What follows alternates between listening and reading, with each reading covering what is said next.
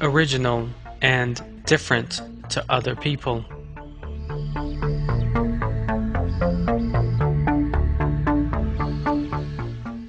Seeking to attract other people's attention through one's lifestyle, clothes, or hairdo.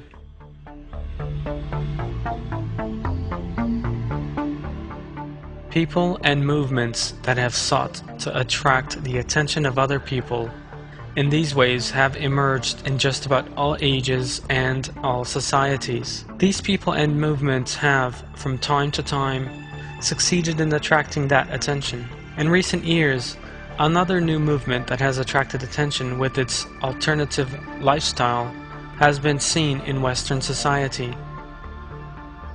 The philosophy of karma.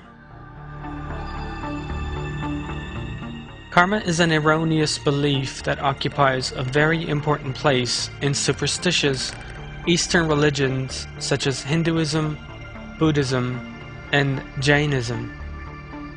These false faiths consist of truly superstitious teachings and irrational and illogical practices.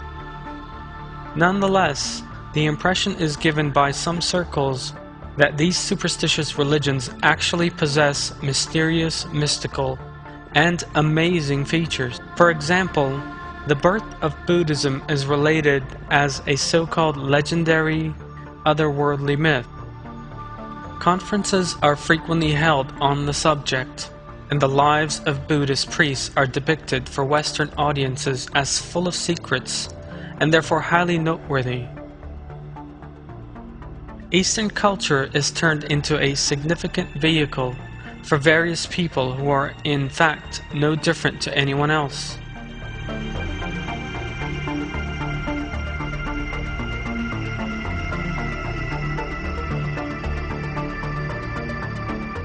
These people's interesting costumes, shaven heads, nonsensical rites and rituals, the places where they live, and practices such as yoga and meditation attract a number of people's interest. In addition, these superstitious faiths are portrayed as paths to salvation, even though they have no such qualities and actually lead people into darkness. Buddhism is even portrayed as a life supposedly full of love and peace. The truth, however, is very different.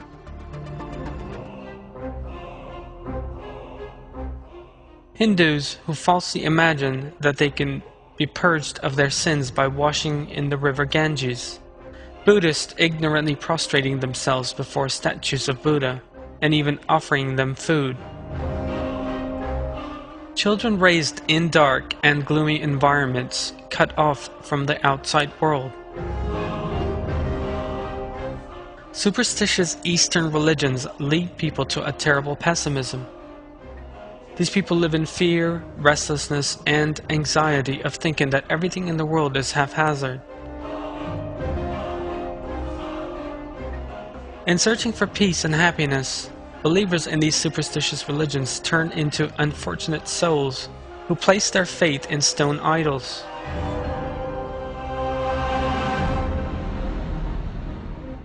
There is no fate in the hereafter in superstitious faiths that believe in karma. They believe that people will return to earth again and again after they die. In other words, they believe in reincarnation.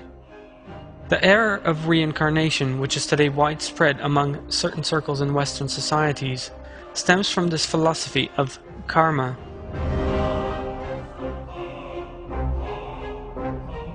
People caught up in this warped belief are capable of imagining that they were a princess or a Native American in their supposed past lives, or that they will come back as a dog, a flower, or a fish within their next lives, and they believe that this transition will go on forever. Examination of the verses of the Quran, however, shows us that this faith is a grave misapprehension. People will not come back to life and return to earth as claimed in the superstitious belief in reincarnation. Life in this world will come to a sudden end with death.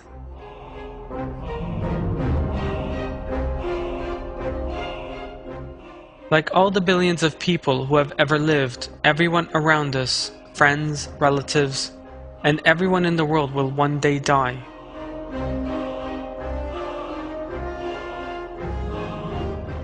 After death, it is the life of the hereafter that will begin, not a new life in this world. I seek refuge in Allah from the accursed Satan. Then when death comes to one of you, our messengers take him, and they do not fail in their task. Then they are returned to Allah, their Master, the Real. Jurisdiction belongs to Him alone, and He is the swiftest of reckoners.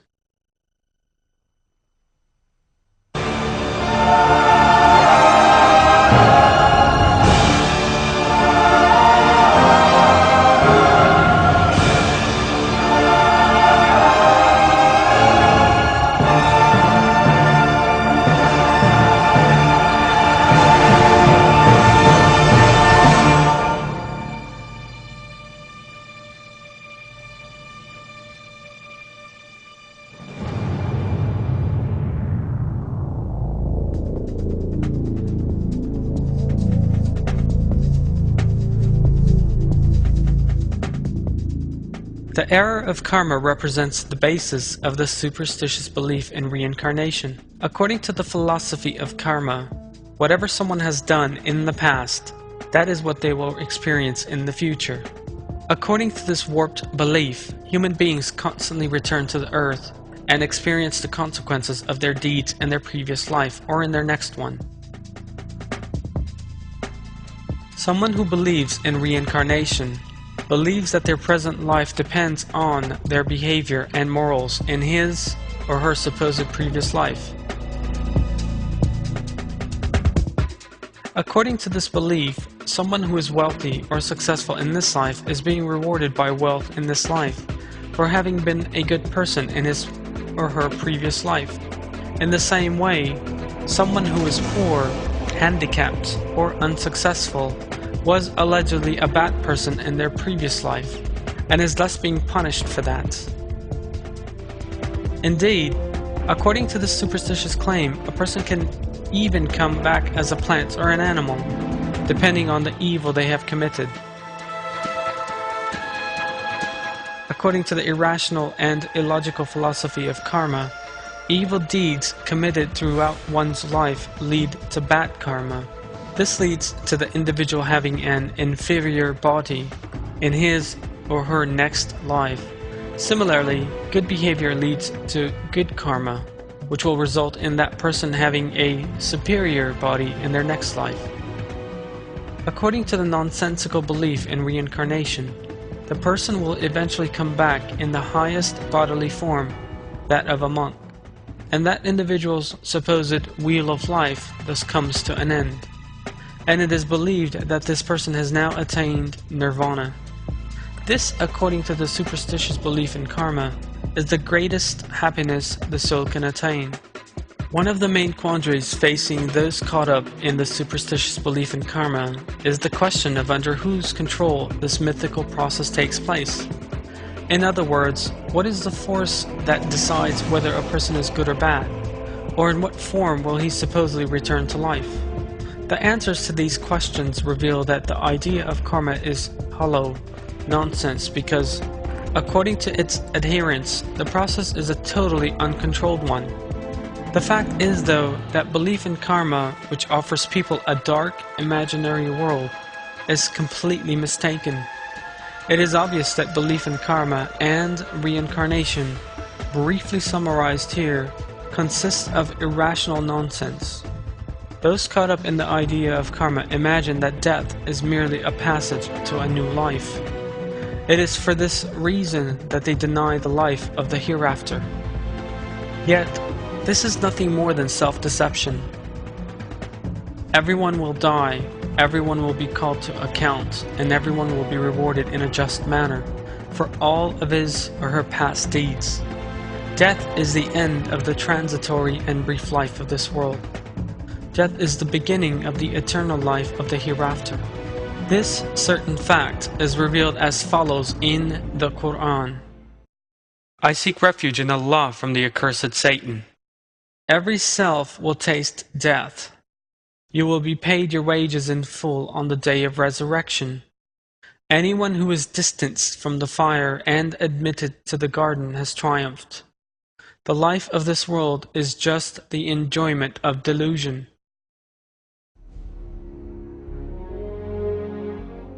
Another verse from the Quran says, I seek refuge in Allah from the accursed Satan.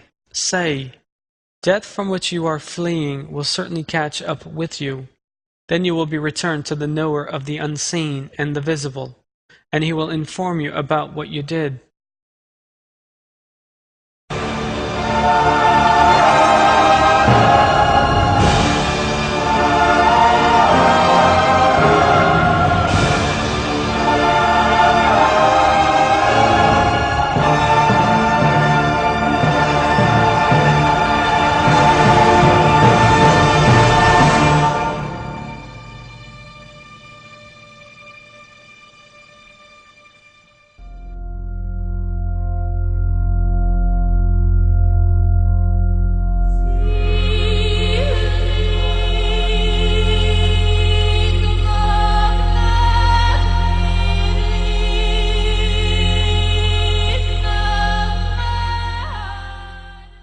This is the river Ganges. According to superstitious Hindu belief, the dead have to be burned and their ashes thrown into the river. The dead are brought here in buses. The cremation is then performed with a great ceremony attended by Hindu priests. It is believed that even if parts of the ashes are not cast into these waters, that person will experience great suffering in their next life.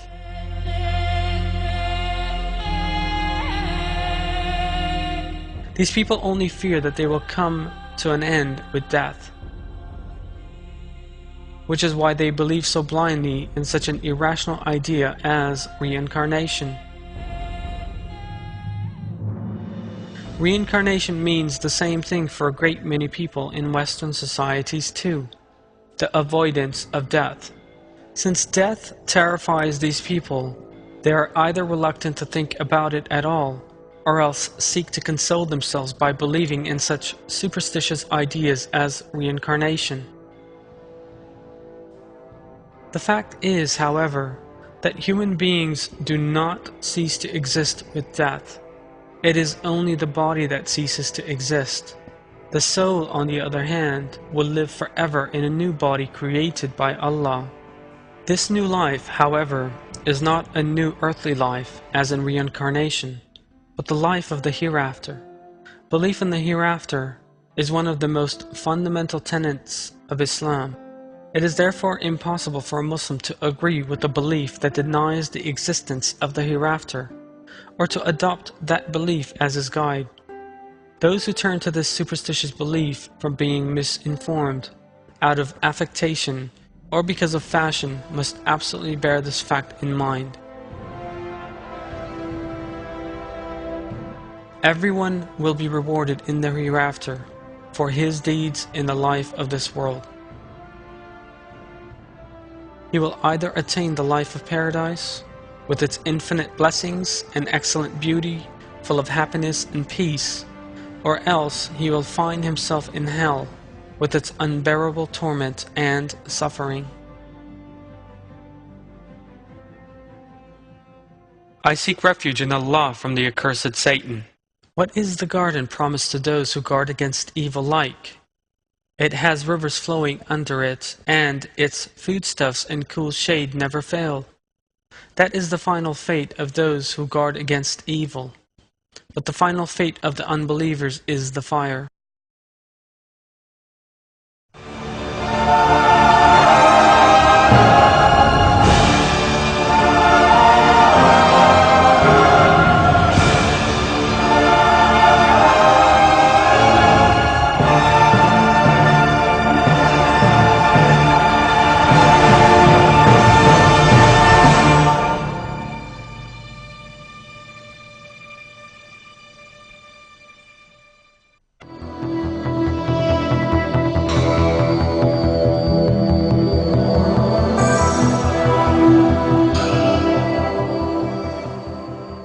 The life of this world is a place of testing and lasts no longer than the blink of an eye. Everyone will be recompensed for what they did in this life of this world, a life that lasts an average of 60 to 70 years. In other words, they have no way of returning to this world after death and rectifying their mistakes.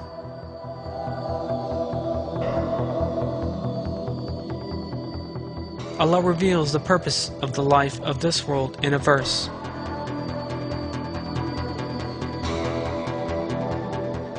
I seek refuge in Allah from the accursed Satan. He who created death and life to test which of you is best in action. He is the Almighty, the ever-forgiving.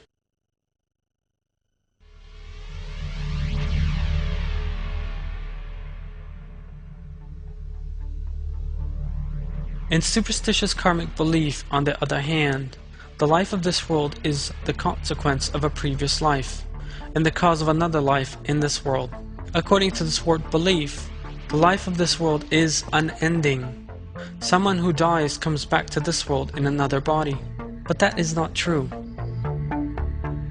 The life of this world comes to an end with death, and the life of the hereafter begins.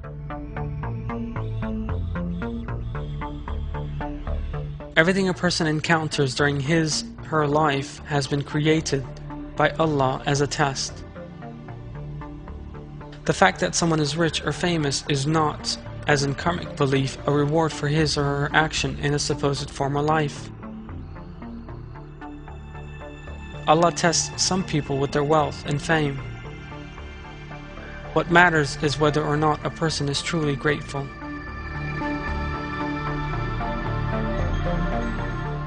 Similarly, the idea that someone who lives in poverty and ordeal is also being punished for his or her wickedness in a previous life is also a superstitious belief. Allah is also testing that person with poverty and difficulty. People who are tested in this way must submit to Allah's will and have fortitude under all circumstances. Everyone will be recompensed for his deeds in the hereafter, in the most just manner. The life of this world is nothing more than a transitory, very brief passage.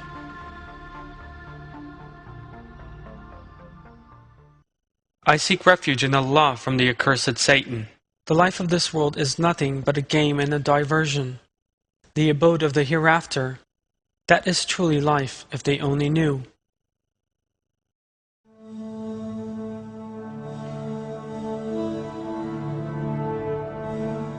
Allah has clearly revealed the bounds by which people must abide, and that which pleases and displeases Him. Everyone must scrupulously abide by the moral values revealed by Allah in the Quran and make the best use of the brief span allotted in this world for the hereafter. When death comes, there is no way that a person can come back to earth and make good his mistakes. Indeed, people are warned of this in verses from the Quran. I seek refuge in Allah from the accursed Satan. When death comes to one of them, he says, "My Lord, send me back again, so that perhaps I may act rightly regarding the things I failed to do." No, indeed, it is just words he utters. Before them there is an empty space until the day they are raised up.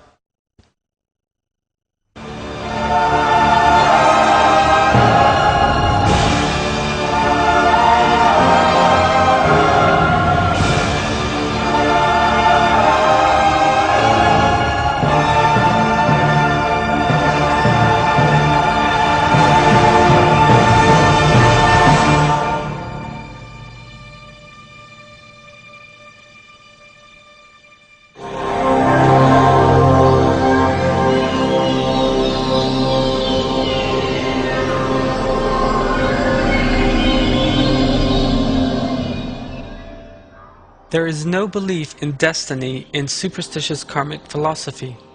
This once again reveals that belief in karma is completely perverted. It has wrongly believed in the great lie that everyone determines his or her own fate. According to superstitious beliefs of karma, the kind of life one finds oneself in is entirely dependent on one's behavior in a previous life. In other words, it argues for the lie that a person has determined the kind of life they have now with their own hands in an earlier life. The fact is, however, that it is Allah who determines a person's destiny, who creates all the events they encounter, who determined those events in that life before the individual was even born. I seek refuge in Allah from the accursed Satan. Nothing occurs either in the earth or in yourselves without its being in a book before we make it happen. This is something easy for Allah.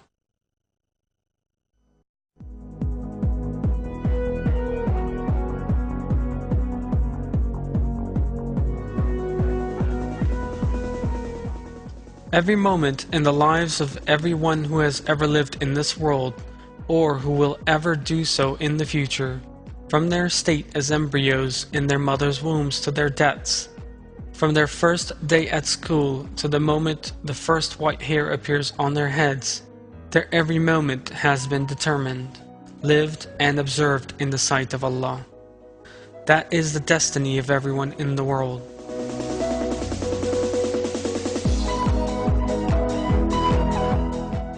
I seek refuge in Allah from the accursed Satan.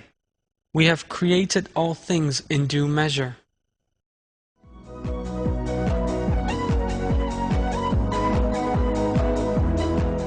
Everyone is unconditionally bound, willingly or unwillingly, to the destiny determined for him or her by Allah. In the same way that one cannot alter one's past, neither can one alter one's future. Someone on their way to a meeting they regard as a turning point of the life in question, and who misses it because of heavy traffic may fall into terrible despair and regard what has happened as a major tragedy. They may even say, "If I had left home a bit earlier, this would not have happened." But they are lamenting in vain. The way that person left home, the route they took, and what means they used to head for the meeting were all determined in the sight of Allah before they were even born. And as with everything that happens, Allah created that event in the most auspicious manner.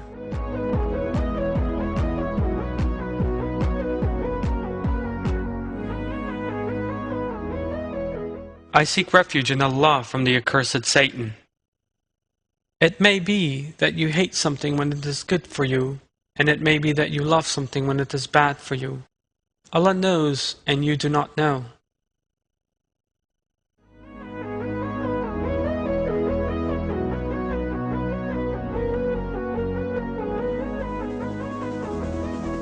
Allah endows everyone with the feeling that they make events happen, and people make great efforts in all areas as a result of that feeling.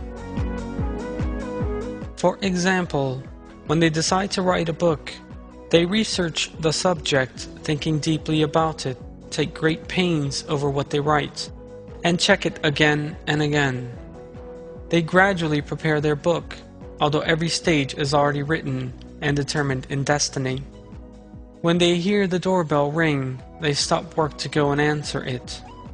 Yet these are all things that are predestined.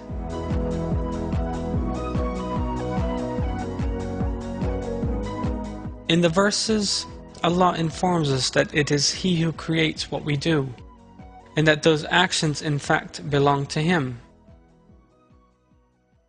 I seek refuge in Allah from the accursed Satan. You did not kill them, it was Allah who killed them. And you did not throw when you threw, it was Allah who threw. So He might test the believers with this excellent trial from Him. Allah is all-hearing, all-knowing.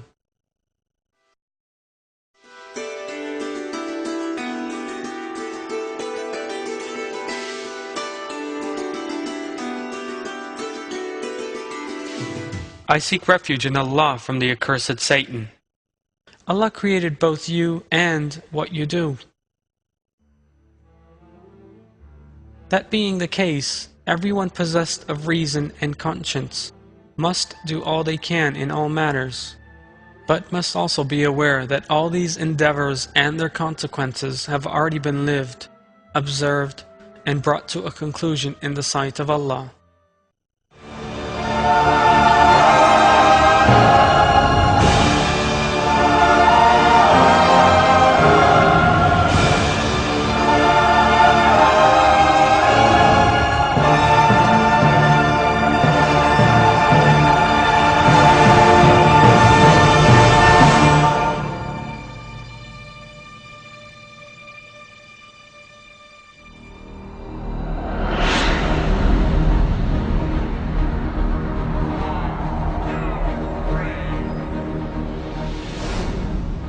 Many people are unaware of what karma and reincarnation actually are.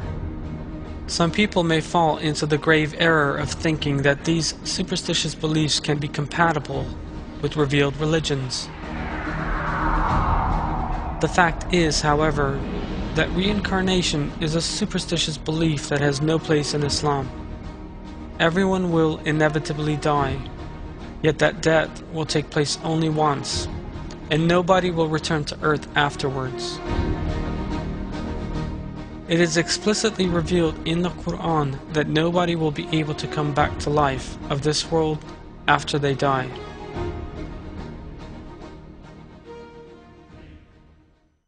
I seek refuge in Allah from the accursed Satan. Give from what we have provided for you before death comes to one of you and he says, "My Lord, if only you would give me a little more time so that I can give charity and be one of the righteous." Allah will not give anyone more time once their time has come. Allah is aware of what you do.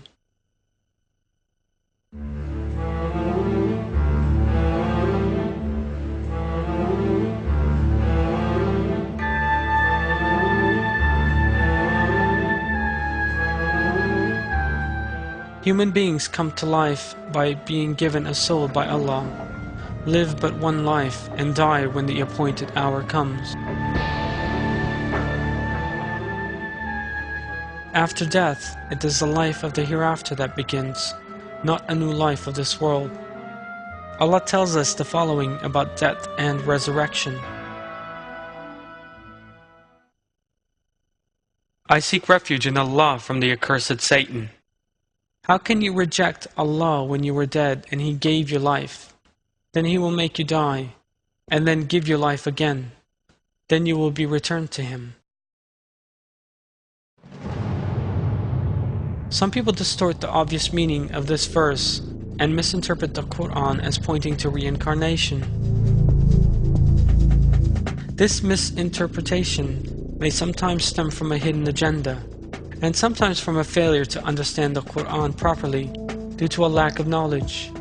The verses of the Quran we have examined so far, and those we shall be looking at in due course, clearly prove that there is but one life of this world, and one death at the end of it.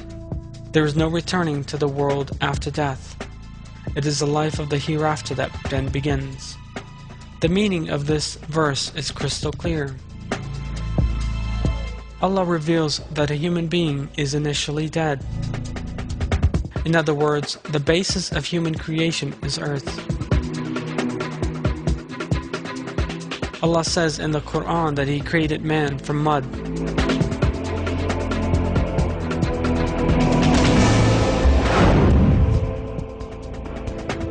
At a specific time after that bestowal of life, the person again becomes lifeless.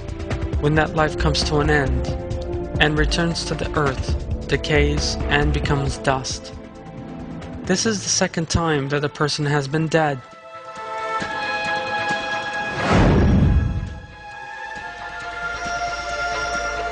All that remains is the final resurrection, the resurrection in the hereafter.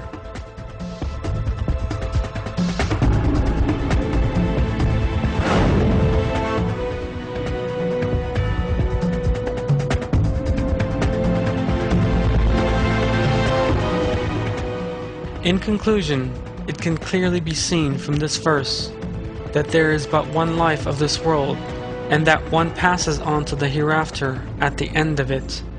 It is also clear that it does not mean resurrection and returning to the world time and time again after death. In the verses, Allah reveals that a person will taste death only once after coming into this world. I seek refuge in Allah from the accursed Satan. They will not taste any death there except for the first one. He will safeguard them from the punishment of the blazing fire. A favor from your Lord, that is the great victory.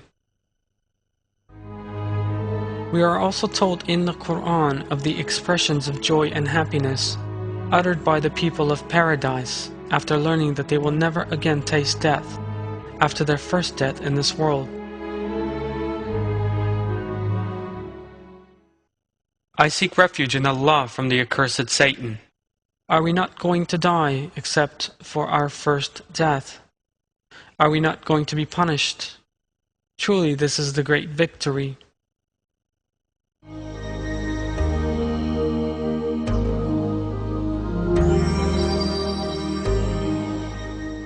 All these verses unequivocally reveal that death happens only once.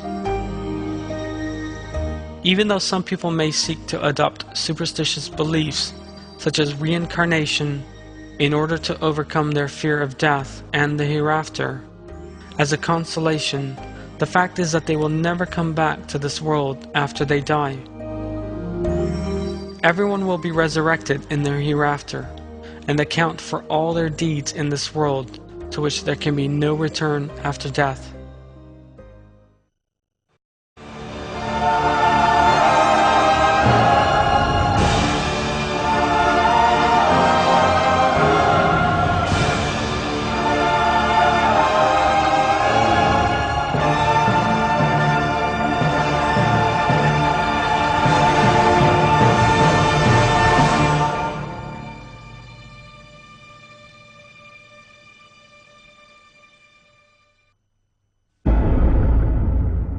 According to superstitious karmic belief, every human being is rewarded for his or her deeds in their next life.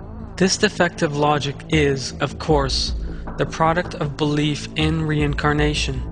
Since there is no question of coming back to this world after death, this logic is also false. In fact, everyone will be resurrected after death, on the day of judgment, and will be questioned about what they did in the life of this world. During that questioning, everything they did, said, and thought during the life of this world will be brought up before them, and nothing will be missing from the book placed in their hands. In other words, the day of judgment is when they will receive a full reward for the good and evil they performed in the life of this world. On this day of judgment, when people will be held to account for their lives in this world, everyone will receive full recompense for their actions without suffering even the slightest injustice. I seek refuge in Allah from the accursed Satan. We will set up the just balance on the day of resurrection, and no self will be wronged in any way, even if it is no more than the weight of a grain of mustard seed. We will produce it. We are sufficient as a reckoner. Everyone who believes in the existence of Allah and who thinks rationally and conscientiously knows that it is not superstitious karmic belief, but Allah, who sees all things at all moments, who knows even what is most deeply hidden, the Sublime and Almighty, the Lord of the whole universe, provides justice and makes full payment for people's deeds during the life of this world. Allah reveals in several verses that it is He who makes full recompense for good and evil. I seek refuge in Allah from the accursed Satan. Those who perform good actions will receive better than them and will be safe that day from terror. Those who perform bad actions will be flung headfirst into the fire. Are you being repaid for anything other than what you did? In order for justice to be done, all of the details witnessed and otherwise concerning people and events have to be known. For example, the intention behind a person's action and what that person did and thought at times and in places when nobody could see them must all be known, and a decision taken accordingly. It is Allah who knows all things and who sees the unseen. Therefore, it is only Allah who can rule with absolute justice. Those who adopt such superstitious laws, rules, and myths as karma as their guides, rather than the true faith, are making a very grave error. They ignore the fact that the belief they adopt has no power to establish justice among human beings or to determine their lives by resurrecting them. These people need to know that the sole creator of man is Allah, the lawgiver and Lord of all wisdom.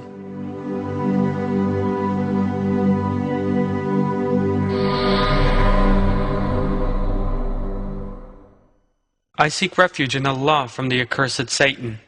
Did you suppose that we created you for amusement, and that you would not return to us? Exalted be Allah, the King, the Real.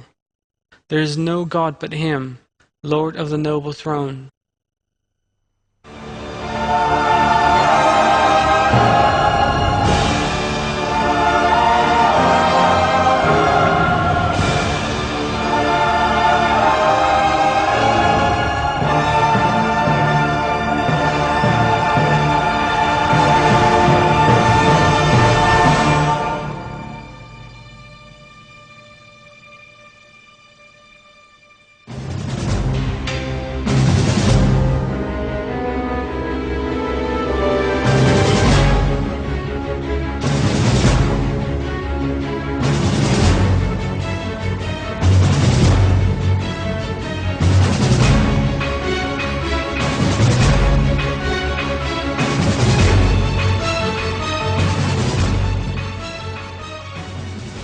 The world is experiencing disorder, conflict, troubles, and disagreements.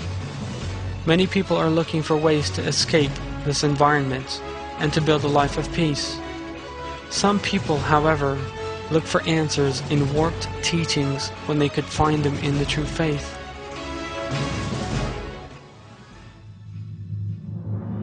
They hope that superstitious philosophies such as karma will liberate them from the troubles and unhappiness they suffer. The fact is, though, that there is only one way of experiencing true peace and happiness: by living according to the moral values of the Quran. The only way of enjoying a pleasant life, both in this world and in the hereafter, is to love Allah, to fear Him, to take Him as one's friend, and to abide by the bounds set by Him in the Quran. Teachings that go against the Quran's superstitious beliefs such as karma are no solution whereby people can attain happiness and pleasant lives. It is impossible for the laws and practices contained within these superstitious beliefs to bestow proper moral values on people or to bring true peace to society. The living conditions and injustice in those countries in which these religions are widespread, or even regarded as the national religion, are some of the clearest examples of this. The solution to people's troubles, to everything they wish to put right, is to be found in the Quran. In the Quran, Allah reveals that it is He who frees human beings from trouble. I seek refuge in Allah from the accursed Satan. Say, Allah rescues you from it and from every plight. Then you associate others with Him. The Quran is the only scripture to lead people to salvation, that warns them about the eternal life that follows death, that shows them the true path, and that acts as a guide for all those seeking to win the approval, mercy, and paradise of Allah. Most importantly, The religion of Islam, revealed in the Quran, is the sole faith appointed by Allah for mankind. I seek refuge in Allah from the accursed Satan. If anyone desires anything other than Islam as a religion, it will not be accepted from him, and in the hereafter he will be among the losers.